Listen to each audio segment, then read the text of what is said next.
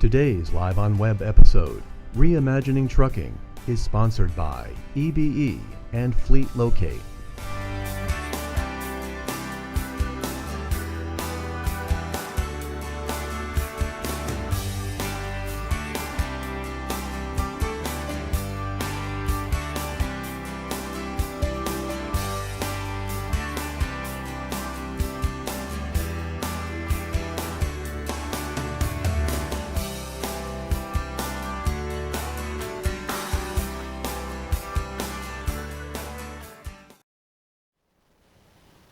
Hello and welcome to Reimagining Trucking, the latest episode of Live on Web, looking at Transport Topic's annual Top 100 list of the largest for-hire carriers in North America.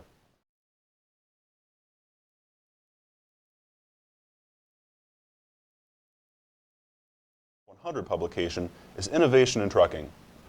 We'll explore what motor carriers are doing to nurture it, acquire it, and use it to redefine their businesses and remain competitive in an age of rapid technological change and demanding service requirements.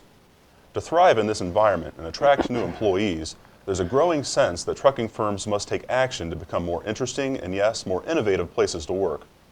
Joining me in the studio to discuss this is Daniel Berth, Senior Features Writer for Transport Topics and the driving force behind the Top 100 list.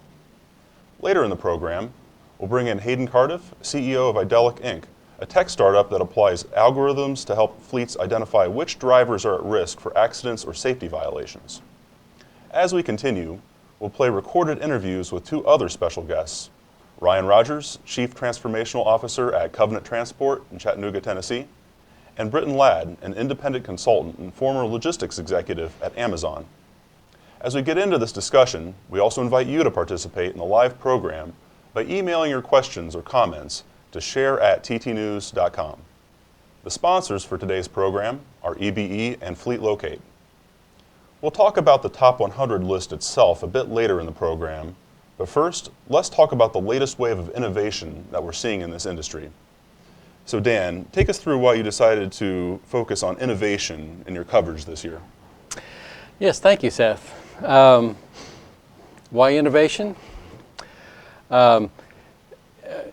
It's because, in my opinion, we're at a point in this industry where innovation is becoming an important factor in determining whether companies can be successful in their business and adaptable to the changing needs and requirements for their customers. So think about trucking for years, and it still is. I mean, it's a business of details. Right. There are lots of things that management needs to control, like trucks and drivers and equipment.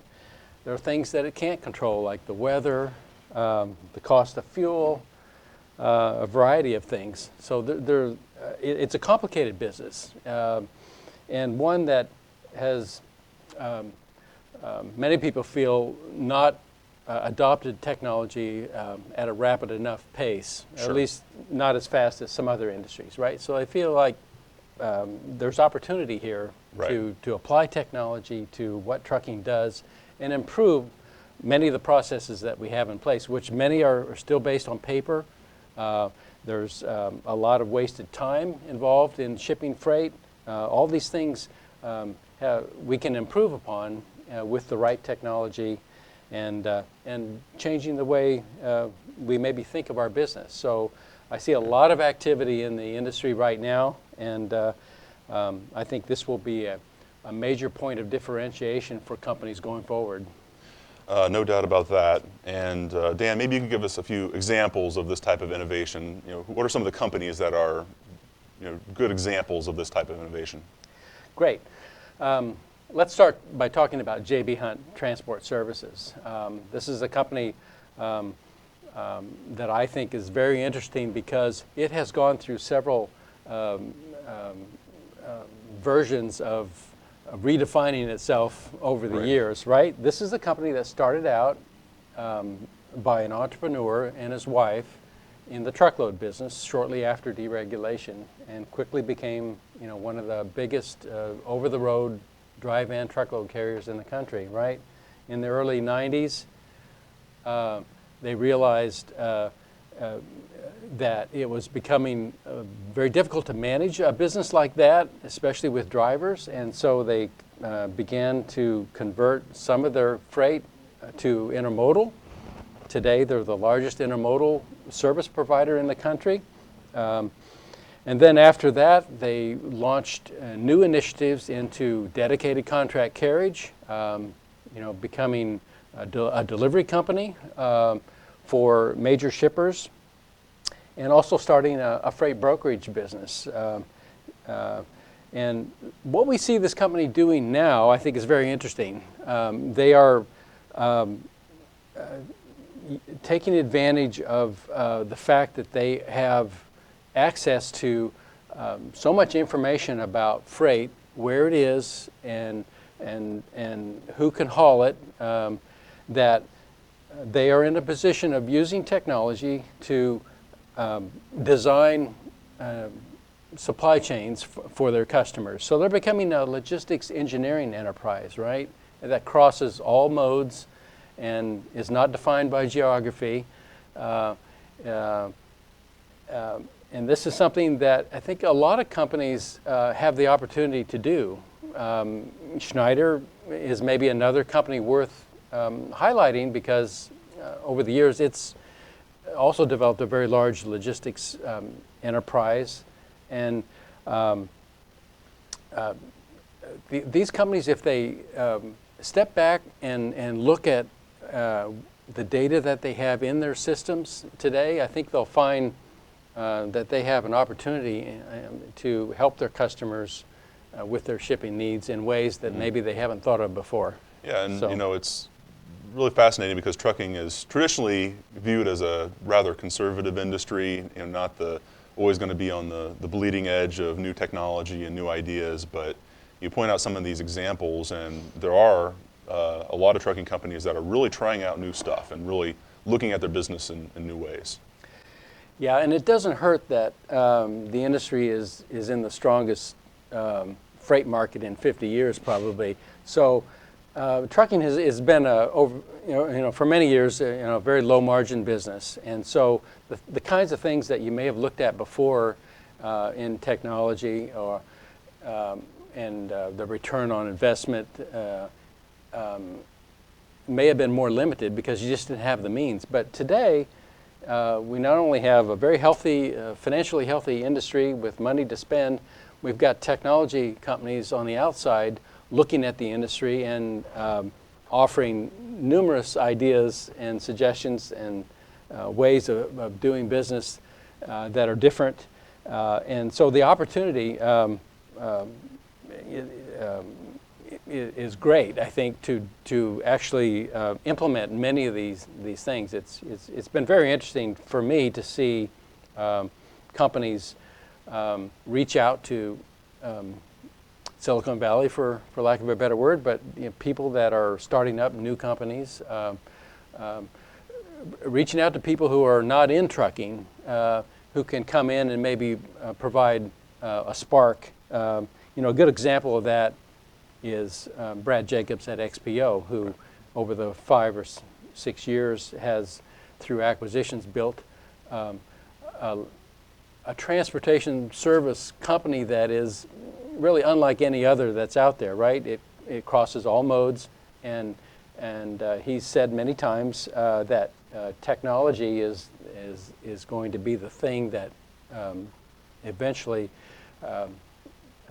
gives him the advantage over his competitors. So he's investing heavily in that. And Don Daskey is perhaps another good example of a guy who came into the industry from outside. I think he was in real estate, right? And he saw an opportunity to consolidate some companies that were in the flatbed business. So consolidation has been around for many years. We've seen a lot of that, but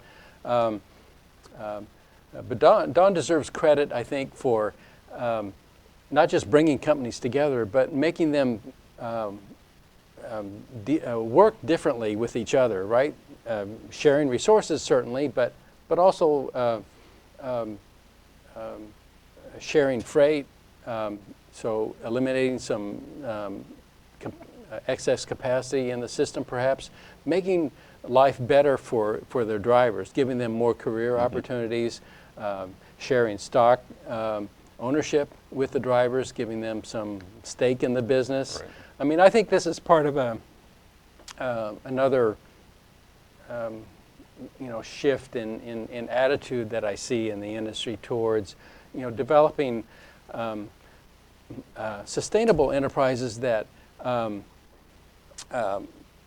that treat drivers better, not so much a commodity as they have in the past. So that's a couple examples of companies that I think are doing something interesting.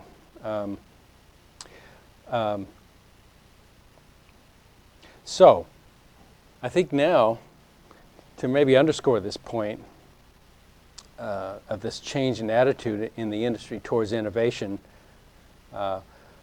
let's introduce an interview that we did with Ryan Rogers, the Chief Transformational Officer at Covenant. Want to play that clip now? I want to ask you, first of all, if you could characterize for us the state of innovation in trucking. You're relatively new to Covenant in this position, but what is your impression of the state of innovation that you see the freight transportation business being in today?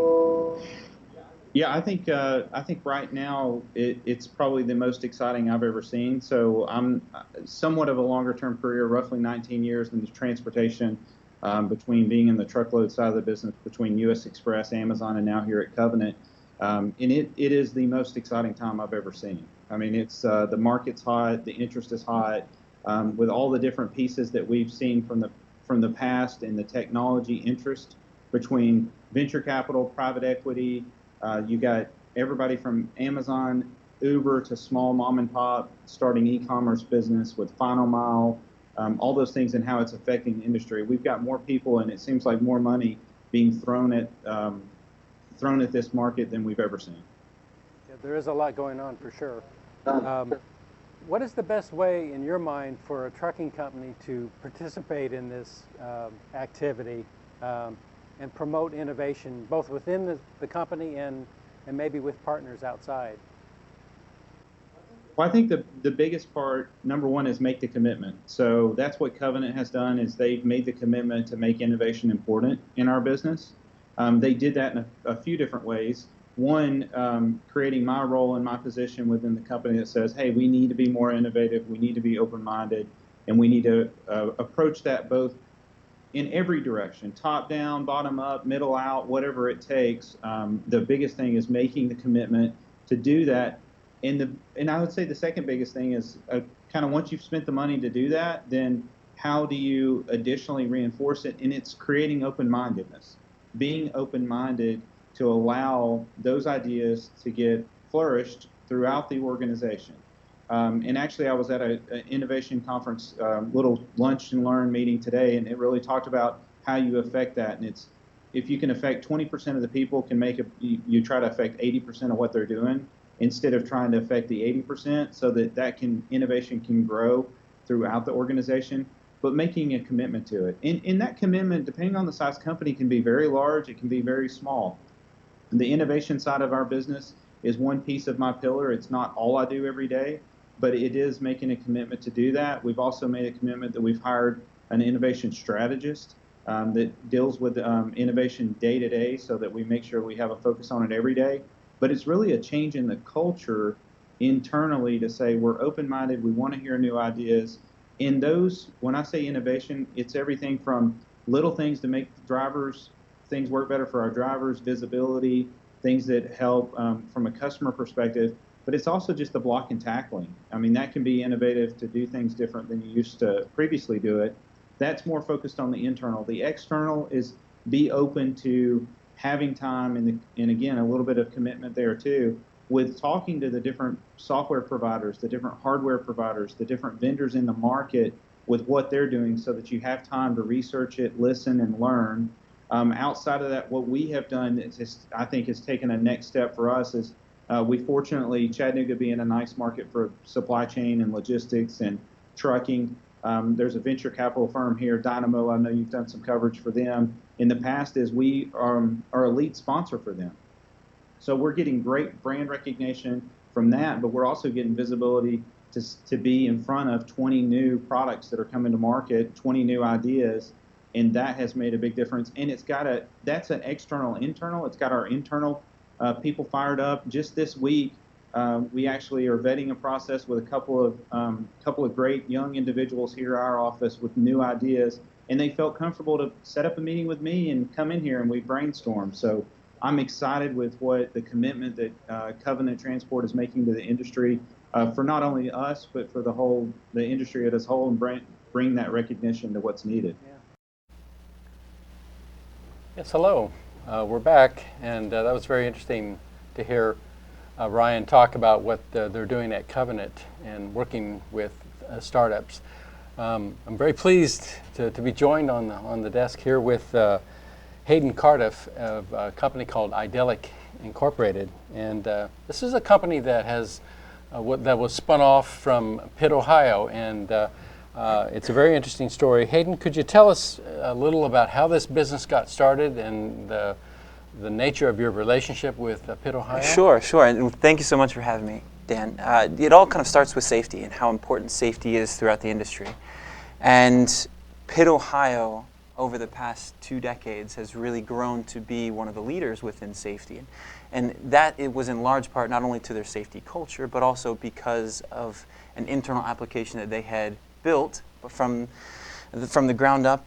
They're called Safety Box, and so that program was essentially in response to the lack of information they were able to gather throughout all the different systems that helped them understand driver behavior. And so they tried to remedy that by building the system. And what they were able to do was pretty remarkable. They were able to start to integrate a lot of the systems together. They were able to essentially start to understand driver behavior in a way that they'd never been able to do before, because they started to have more of that data at their fingertips. And so what they realized, though, is there was so much potential in this software, and there's so much potential in the overarching value to the industry as a whole, that they couldn't get out there, because they are a trucking company, and they knew that that's what they did well, and software wasn't necessarily, software commercialization wasn't necessarily something that they were trying to pursue.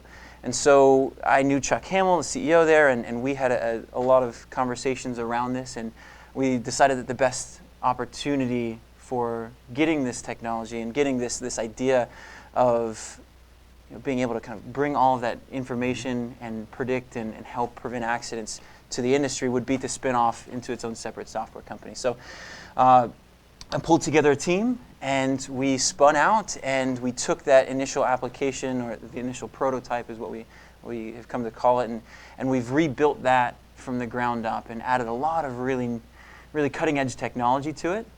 And one of the things that was really interesting to us was to see kind of the ability that Pitt, Ohio had in predicting accidents, and what we've been able to add on top of that with technology like machine learning and predictive analytics and artificial intelligence. And so looking back at some of the benefits that they were able to see with this original product, Safety Box, they saw about 21% accuracy in being able to identify and predict which drivers would ultimately get in accidents. And so going from no prediction to almost a quarter of all accidents being able to intervene beforehand, that was amazing.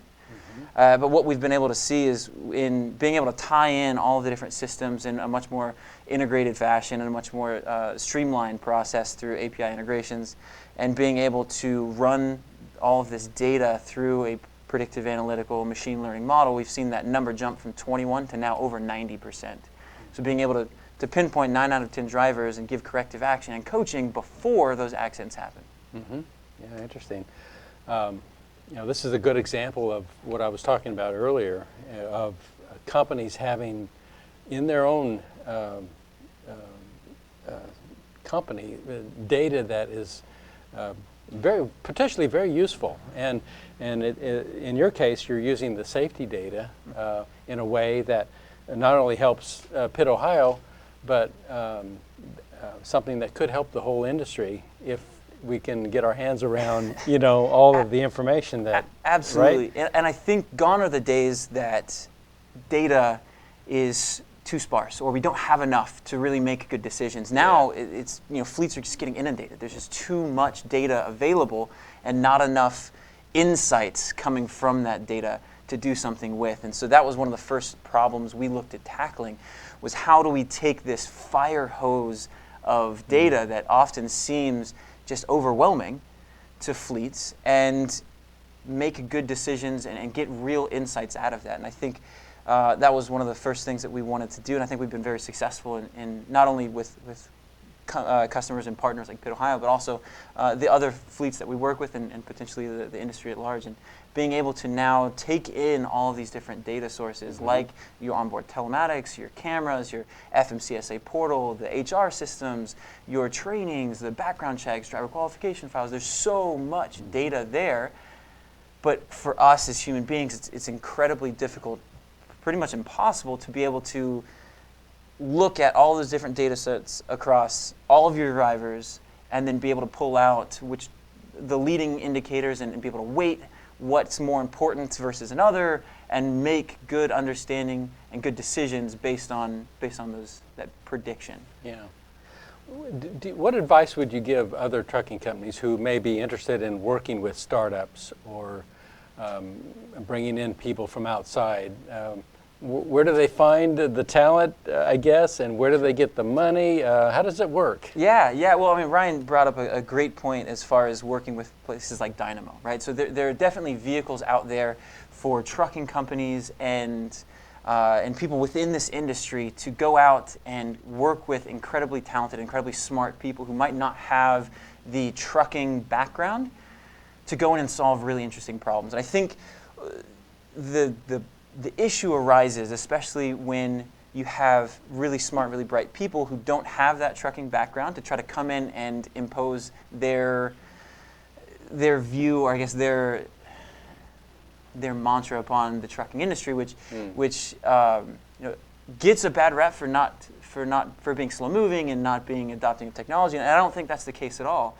I think it's definitely more so the case of there has to be that ingrained trucking know-how, right? Other people trying to come in and push solutions that don't fix real problems just because the technology is available doesn't help anyone.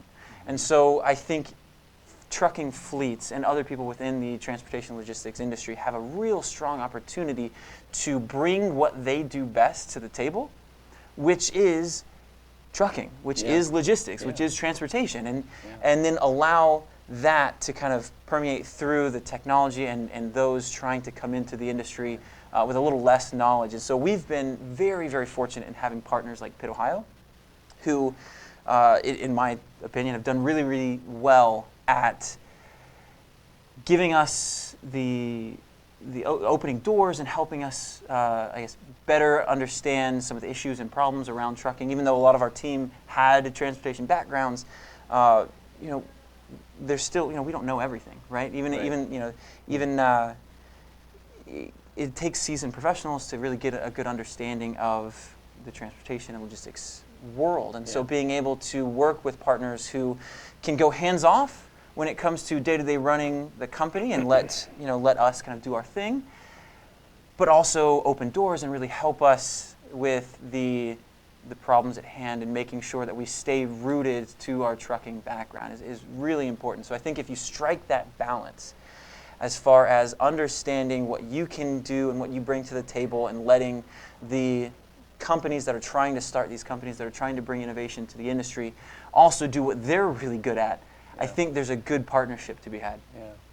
Do you think there's a real change in attitude in the industry towards innovation? When you're approaching companies, what do you find? I mean, do you find them a little hesitant or is there some excitement on their part in pursuing some new ideas? There's absolutely a tremendous excitement around innovation and technology, especially in trucking and transportation. And I think, again, the industry gets a bad rap. And I think that goes back to needing that hard ROI for them to adopt any technology. And you can't fault them for that. I think now with technology being as prevalent as it is, with the ability for other vendors to now come in and really understand the problems at hand, really understand where the big ticket items that these fleets are struggling with, driver turnover, accident rates, combining and connecting all of their third-party systems and getting the value out of government mandated technology that is in the trucks now with ELDs and certain aspects of telematics. I mean, without those connecting and without really getting as much value, they're not seeing the ROI. And so being able to come in and now express and identify what are these main pain points, how we can specifically address driver turnover, how we can specifically address accident reduction and prevention. That resonates, and we've seen tremendous response from the industry, and we've been very, very welcomed as far as what we're doing and how we're doing it. And I mean, the other key aspect of this is the driver, and I think you've done well at mentioning them within the equation. I think a lot of the new technology in the past has come out without really thinking about the drivers in mind. And I think, you know, you look at some of the camera technologies and others that have gotten a little bit of pushback from the driver pool, and I think it was because they weren't really considered within that equation. I think now people are starting to really bring that in and say, all right, how do we not only benefit the fleets themselves, how do we benefit the industry as a whole, but now how do we bring the drivers back into this equation and really make them more comfortable, more benefited throughout this process. Yeah, excellent. I'd like to interject a question now that we received from one of our readers, or viewers, I should say. Heather Darrington of a company called Flash Freight Systems has asked where drivers are looking to find driving positions in the industry. And you know, this question of where to find drivers is definitely a moving target. But what's clear to me in my reporting is that drivers have become a real force in the marketplace that hasn't always been the case. So we are short of drivers, we always have, but with the strong market that we're in, drivers have the a voice now that I think more executives are paying attention to. Right. So there's kind of a role reversal going on here where where companies, executives are learning or at least paying attention more to their drivers and what they need to do their jobs. And in your case, since you're working with safety data and so forth, can you talk a little about what you see as the future possibilities of using this data over time? Because I think it's something that maybe could help drivers. Absolutely, and I think you're spot on when you say that right now with the shortage and rates continuing to rise, it's just a good time for trucking companies as a whole, but yet the drivers now are at such a premium. And they're starting to get a little bit more of that power kind of shifted back on their side. And I think that's critical for them, and I think that's a wonderful thing. But also, they still lack a little bit of a vehicle and a voice to now rise up from the rest. And so with only a background check and an MVR to wield in front of a potential hire, or a potential fleet to go work for, there's not really a whole lot that distinguishes a safe driver from an average driver, right? So how do they go about really understanding and really pushing their brand as a driver and their ability to get better jobs and better positions at better fleets? And so what we see as the potential is the opportunity for the drivers themselves to now have this data, this credibility go with them from fleet to fleet. Right? Yeah, So what you're talking about, I think, is the idea of giving a driver a risk score, right? Which is based on your analysis of their driving records and a variety of things. And the analogy that you used was that most people are familiar with a credit score that they have. This is based on your purchasing practices, right? Well, drivers have a record of some kind. But as you said, it's difficult to put that on paper, if you will, and put it into a number that they can use. But it sounds like you're thinking that there's potential here for drivers to have an objective source of information about their real safety record, and then they could certainly use that to their advantage. And absolutely, and we like to think of it as a safety score, right? So the drivers can now go in and have a full understanding of how they're doing, how they can improve, but more importantly, it creates kind of a win-win for the drivers themselves and the fleets, right? So the fleets, on the flip side, are throwing darts in the dark and trying to hire drivers that they don't have sufficient data and insight as far as their history, their background, their reliability.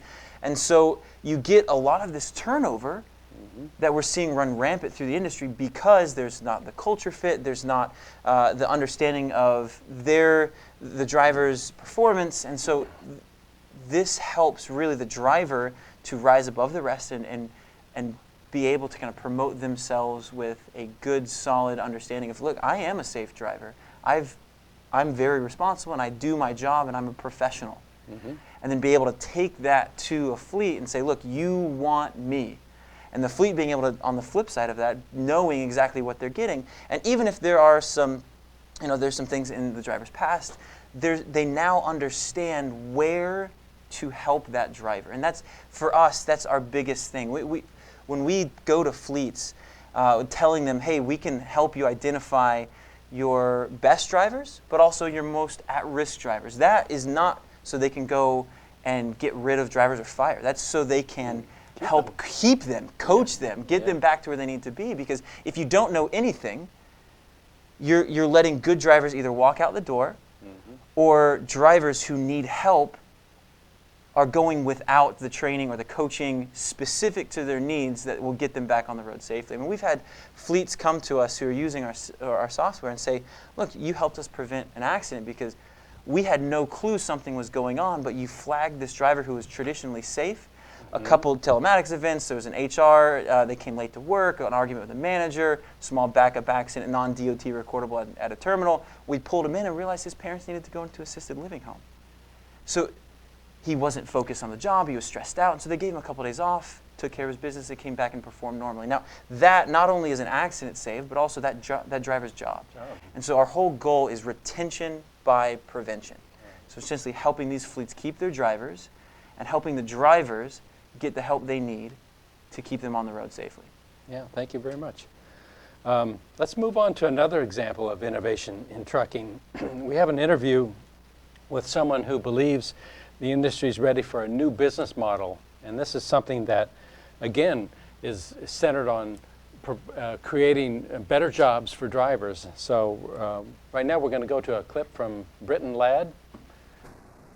Could you spend a few minutes talking a little bit about the business model that you have developed and how you think it will address some of the needs of shippers and carriers? Well, the thing that I have put my focus on is this. There are many companies out there that are saying we're going to be the Uber of trucking. And Uber itself has Uber trucking. And what you find is that there's a tremendous focus on the technology aspect of applying technology to try and make transportation, trucking more efficient. What I've done is this. I've made the argument that if you really want to make trucking efficient, address the primary constraints that exist within trucking. So the methodology I've come up with is this. If you take technology and you allow that technology to be leveraged for a third-party operation where you create a consortium of trucking companies. So what does that mean? There are over 500,000 trucking companies in the United States today, some large, some small.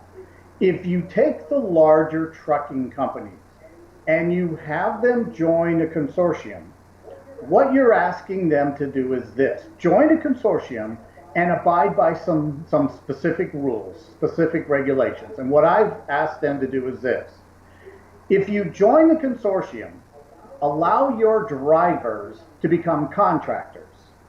and allow your drivers to be paid by the hour and not by the mile, and allow your drivers to drive any truck for any other consortium member. In addition, allow your truck to pull any trailer of any consortium member. And more importantly, allow your truck to operate 24/7, 365 days a year. And the way that's accomplished is by switching out drivers wherever necessary to ensure there's always a driver behind the wheel with enough hours to keep the truck moving. And I've done tremendous amounts of research on this. I actually started doing this at Dell, I perfected it at Amazon, and I was fortunate enough to get a lot of data from 2016, 2017. And when I applied this methodology to the annual loads, the annual freight tonnage that was moved in those years, this methodology can move that same amount of freight, but do so with about 33% fewer trucks.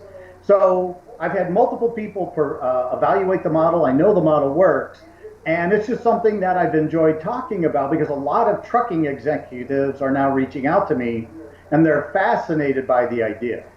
Yeah, it's interesting to me as well because you seem to be focusing here on something that more companies I think are interested in doing, which is collaborating with other companies. It could be their competitors, it could be in some cases their shippers. So they're looking outside of their own company for more efficiencies, and this might be one way to get it. What sort of reaction have you gotten from fleets, and how would you implement this plan, do you think? How do you think it's going to play out over time? How long would it take to create something like this?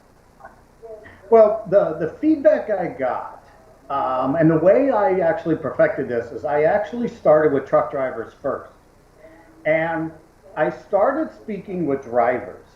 And I said, look, I'm going to run something by you, and I want you to tell me if you think it's a good idea or a bad idea. And you know as well as I do, truck drivers are going to tell you the truth. Yeah. If they think it's good, they'll tell you. If they think it's bad, they'll tell you that too. And I was very surprised by how many truck drivers immediately latched onto the idea. And they liked it. The only thing that concerned them is a lot of drivers are comfortable driving the same truck over and over, and oftentimes they prefer that. But what I said to them is crush all assumptions. Don't think about this only from your perspective as a driver and your comfort level. Just look at it from the idea itself. And I spoke with a few drivers and then dozens of drivers until I've spoken with hundreds of drivers. And the drivers all told me, they're like, this absolutely can work.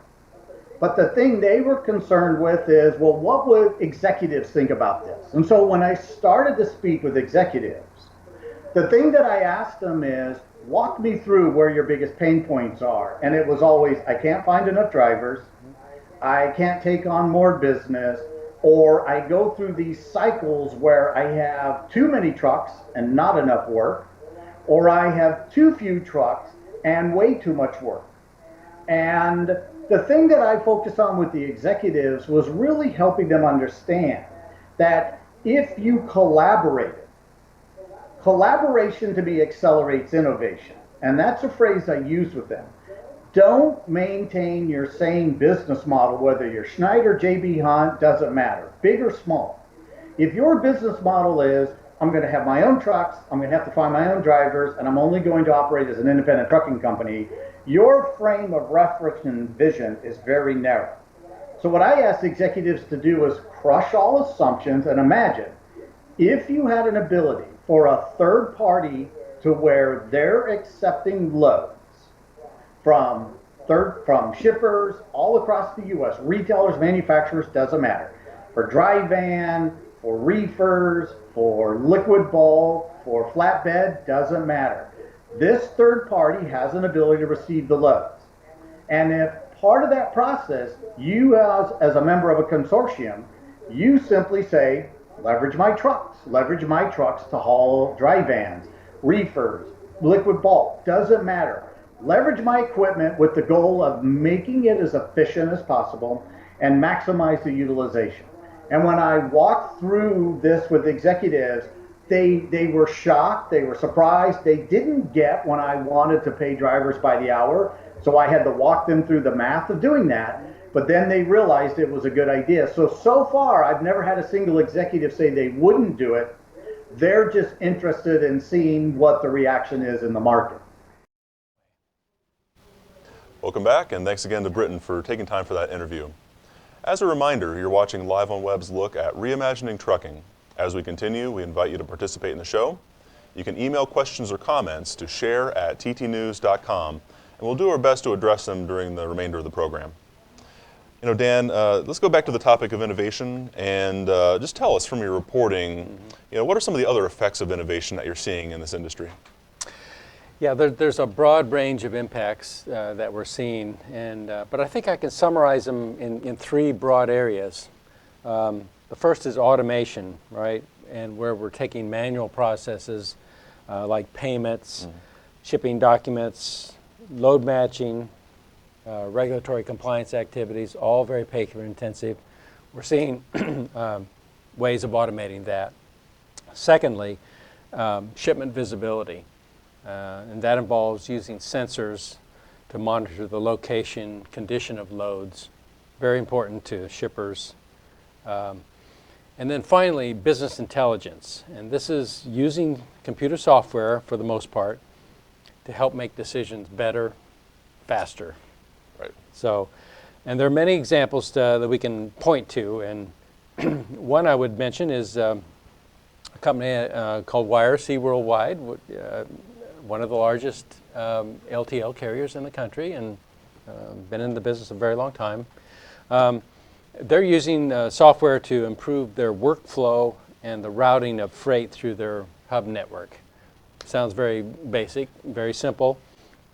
But what this suggests to me is that this is a sign that we are acknowledging that computers can do some things better than humans, okay? And in a small way, YRC is conceding that yes, we need help with our human dispatchers or whatever to make the best decisions about moving their freight. Another example, at Covenant Transport, actually one of their operating subsidiaries called Southern Refrigerated Transport is working with a company called Workhound. And this is a startup that has developed a system for collecting feedback from drivers about their working conditions, about their pay, everything. And this is, again, something that we're seeing used more and more in the industry as a way of connecting management with their drivers. And this is a connection that needs improvement. It's a relationship that needs improvement, let's say. And so there are lots of new ways of accomplishing this, making these connections that are going to make things better for all of us. Another example, at a company called Liquid Trucking in Nebraska. Here you had a manager who came up with the idea of using a smartphone app to record details about delivery and pickup for his drivers. Now, this used to be something that drivers did on their own. They maybe wrote things down on paper and passed it on to other people. But more often or not, that knowledge stayed with that driver and wasn't shared with anyone. So it was the constant process of relearning, what I need to know about this particular location that will help me get in and out quicker, right? Holding up drivers is a big issue now, especially with the ELDs coming on board. So anyway, here's an idea that that helped drivers do their jobs, save time and money for management. It's something, a good illustration of how technology is helping. So a couple more quick examples. System freight, a company in New Jersey that does mostly dedicated contract carriage, is using diagnostic data to monitor the drivers and do predictive maintenance. Brian Meets at Hub Group is telling us that he thinks truck platooning will become a very common technology in the industry and will be a step towards autonomous driving. So these are a little further out, maybe on the horizon, but again, something that will definitely affect the industry going forward. Yeah, it'll be interesting to see more and more of these types of examples come up in the years ahead. Yeah. And before time gets away from us, I would like to circle back to the top 100 list. Okay. So Dan, maybe you can take us through that and share any big examples of changes in this year's list from the previous year. Yes. I don't know about you, but I love seeing this list every year, and hopefully our readers appreciate it too. It's a way of measuring where you stand in the industry and how you compare to your peers. So this year, even though the names on the list don't change all that much, there are some things to pay attention to. And this year, we saw some big movers, we saw some big mergers, and we saw some big newcomers. And I'll take those one at a time. So some of the big movers included Dasky, which I mentioned earlier is very aggressive in making acquisitions. So it moved up the list quite a bit, and it's now the second largest flatbed group in the country after Landstar. So another example is Evans Network. This is an Ohio company that has been a major drayage company over the years. It's now backed by some venture capital, and it's made some acquisitions, and it's also expanded its business quite a bit. This is putting a spotlight on a segment of the industry that is, I think, really gaining traction and raising its profile, if you will, in the industry, and that's the intermodal drayage business. Goes without saying, more of the freight that we look at today is coming in to the country from overseas. Exports are also increasing. Trade is a big issue. So these connections at the ports and at rail hubs are very important to getting goods moved across the country. And so we're seeing some companies. Another good example of that is NFI's purchase of California Cartage, right? That happened in the past year, and that has not only boosted NFI's rankings this year, it gives this company an opportunity to promote itself as a service provider that can manage freight for a bigger part of the supply chain, if you will, right? So NFI was always a big retail distributor, right, in this country. It still is. So, but now it's got the intermodal piece added to it, and you can see some opportunities there for that company going forward. So, in the category of mergers, again, the biggest one this past year involved the combination of Knight and Swift Transportation, right? Both major truckload carriers. There's some family overlap between these two companies. But what this combination has done is established Knight Swift as clearly the largest truckload carrier in the country. This is a big business, and there are a lot of competitors in this field. But until now, we haven't had much separation between the companies at the top and those that come underneath it. So, but it will be interesting to see how this company behaves going forward as a large company. I mean, there is consolidation going on in the industry, and as companies become larger and control more freight, you might think that they would have more control over capacity and rates. Maybe they will. That remains to be seen. but that's a company to watch, I guess, going forward. And then finally, in the category of newcomers, there's a company on the list for the first time this year called LaserShip. And this is a company that specializes in delivering packages to customers who buy things online. Now, everyone knows e-commerce is a growing business, and but until now, we haven't seen, who is going to emerge as the primary carrier for that kind of activity. We've got, but this is one LaserShip that we should watch. Yes, and the final mile space is really one to watch moving forward. It's a really fascinating part of transportation, especially as e-commerce continues to grow.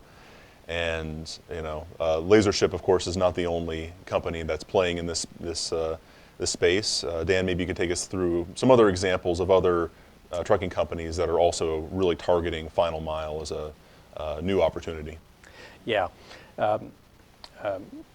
It goes without saying that the parcel carriers, FedEx and UPS, are in this business in a big way and will continue to be. But over the past year, what we've seen is the major truckload carriers, Werner, Schneider, XPO to some extent, establishing final mile business units, right? And this is because a lot of their business is retail.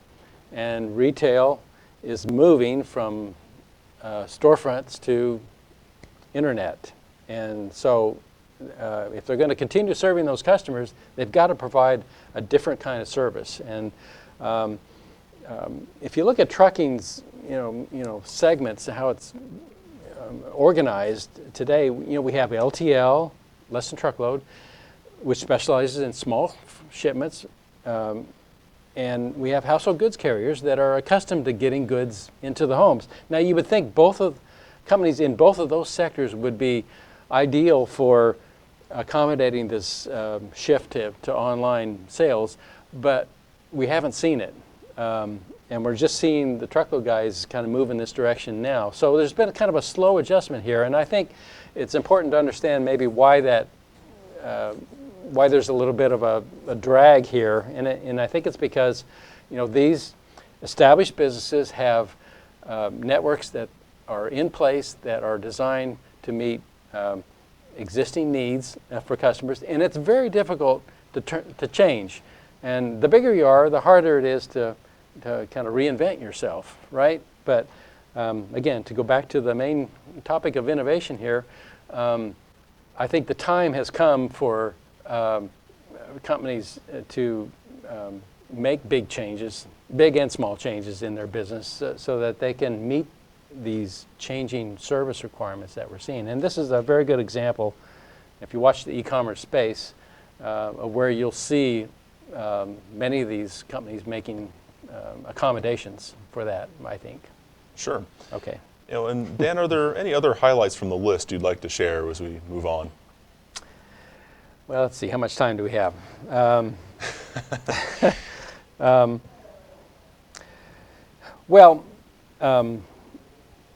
like to keep track of total revenue for the top 100 carriers, if only because it's a shockingly big number.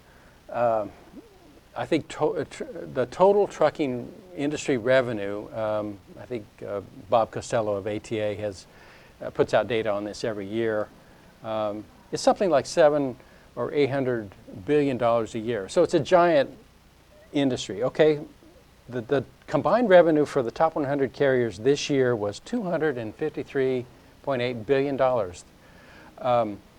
That's almost 1/3 of the total market for trucking, and that's for hire and private combined, right? That's a big share. Yeah. It's bigger than I would have imagined it. Yeah, it's still a fragmented industry, but that clearly is a huge chunk of all of trucking. Yeah, and it gets bigger every year. So again, I don't think it's so large that the industry is less competitive than it used to be. It still is, but I expect this trend to continue, and it's just something to keep an eye on. So what's next? Well, just kind of looking at the sectors, I know that there's, maybe we can take a look at, the very top of the list, of course. I mean, there's not a whole lot of movement there, but we can acknowledge that, UPS and FedEx, of course, continue to be the largest players, and kind of right below that, we see some interesting activity.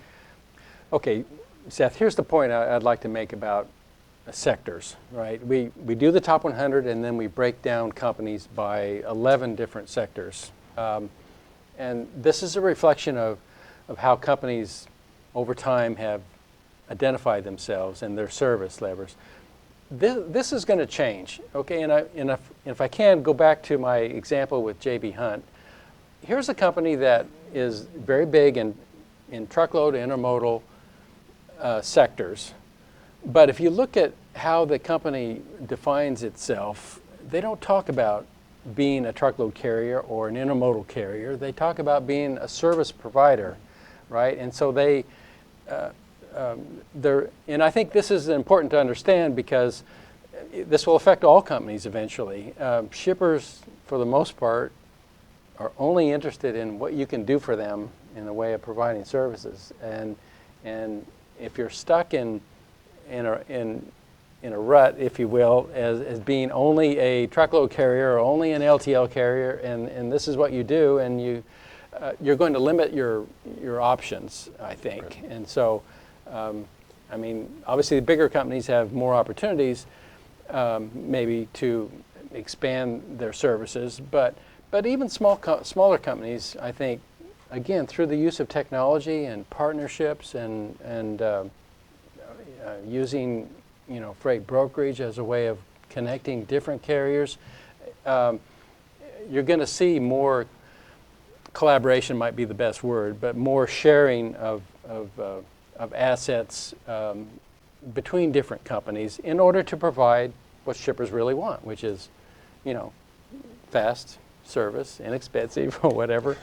That pressure is always going to be there. So, right. so stay tuned. I mean, I hope viewers, like what we do now, but I think in the future it might look a little different in terms of how we present our companies. It's getting tougher and tougher to pigeonhole companies that are doing so much now. I mean, you think of all these big fleets that have their own brokerage arms and are now competing in so many different sectors of the trucking industry, not just say what they started in. So it's more and more difficult to simply define a company as one thing or something else. And before we run out of time, I would like to move on to some questions that we received from our viewers, and a little bit of a mix of topics here. But we got one from Steven Silverman of Silver Solutions Consulting. It's a question about the current freight market and increasing freight rates. And his question is, do you believe that the trucking industry has the discipline to keep prices high? And Dan, I know you have an opinion on that one. What are your thoughts? The answer is no. And, in the 30 years I've been covering the trucking industry, I've seen, several markets like we're in now where demand is quite strong and capacity is tight. It never lasts more than 2 or 3 years. The industry is still too big and too decentralized for any one or handful of companies to control pricing. That's a market function still, and probably will be for some time. And right now, the incentives. The reason these marketing conditions don't last very long is because the incentives for adding capacity right now are just irresistible. People are making money, right? So it's easy to acquire, relatively easy to acquire more equipment, and that's why truck orders are through the roof right now, and shippers are begging for more service. Someone's going to provide that, and sooner or later, the capacity will exceed the supply. Even if we don't have a recession, Right. I think eventually this will self-correct. Always goes back to that equilibrium. Yeah, so don't get too comfortable with the current market conditions. words of wisdom, I think. And here's another question that we got. This one's from Ray Gerald of RG Group. And he asks, how do drivers find parking to comply with service requirements? As we all know, truck parking is a growing concern across the trucking industry. And it's been that way for a while. We've had the rollout of the ELD mandate, and that's increased the industry's focus on hours of service compliance. And part of that, of course, is making sure that drivers are taking the rest breaks and staying within the driving time limits that are mandated. So that's putting even more emphasis on this parking issue. And technology, I think, is also part of the answer here. And that we see a number of mobile apps, driver applications that drivers can use to help locate available spaces. They can see how many spaces are available at different rest stops on their route and make better decisions and just plan better. So I think that's part of the answer there. And I also wanted to move on to a couple questions we received dealing with blockchain. Trent Charlton at Transcend Consulting asks, do you imagine blockchain playing a part in the future of the supply chain? And we also got a similar question from Dheeraj Ravi of AT Kearney.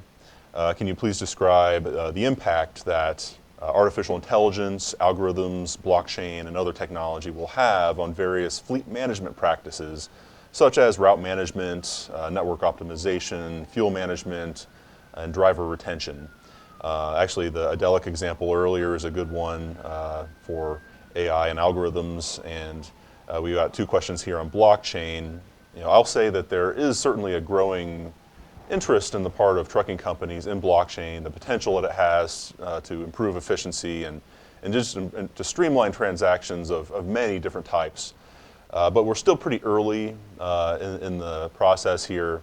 There's a group known as the Blockchain and Transport Alliance that's been getting a lot of attention. A lot of companies within the trucking industry have joined, and most of that work right now is focused on setting standards.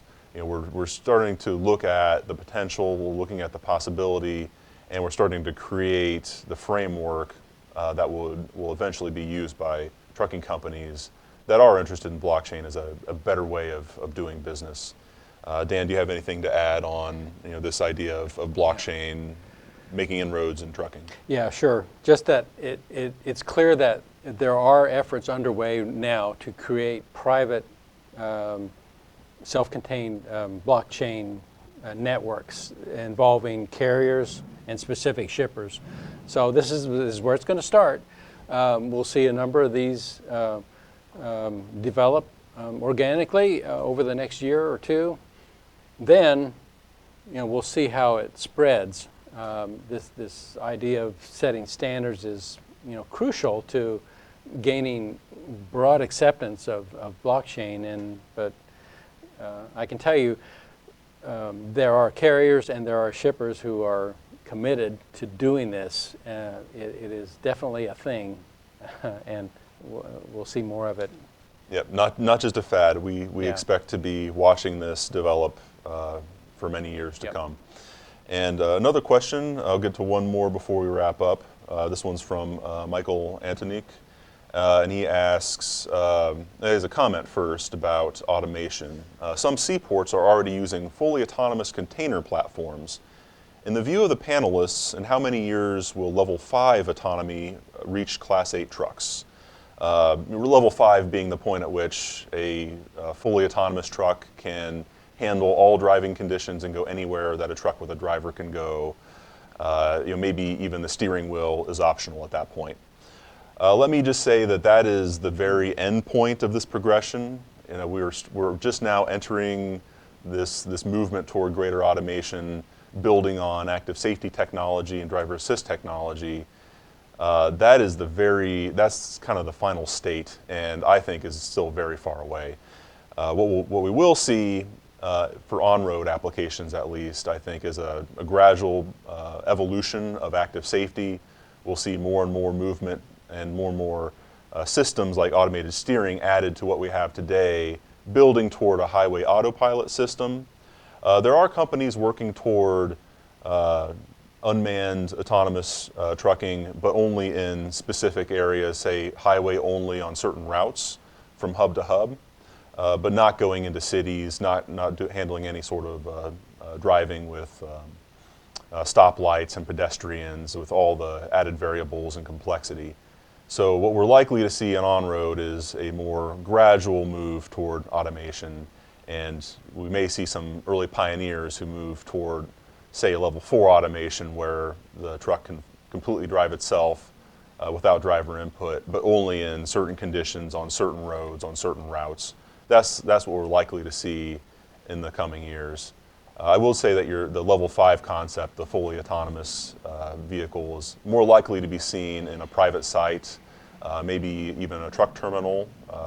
A terminal tractor is an example where maybe it could reach a point in the foreseeable future where this is now an unmanned vehicle, but that's away from the public. That's in a closed condition, closed site.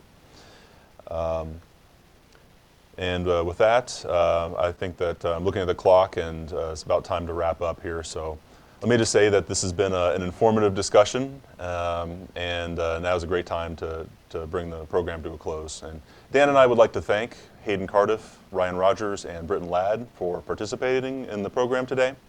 And we'd also like to again thank our sponsors, EBE and Fleet Locate. If you missed part of the show or would like to watch it again, a replay will be posted later today on our website, ttnews.com, and on liveonweb.ttnews.com. LiveOnWeb will return in August to discuss the upcoming release of TT's Top 100 ranking of the largest private carriers in North America. Until then, thanks for watching.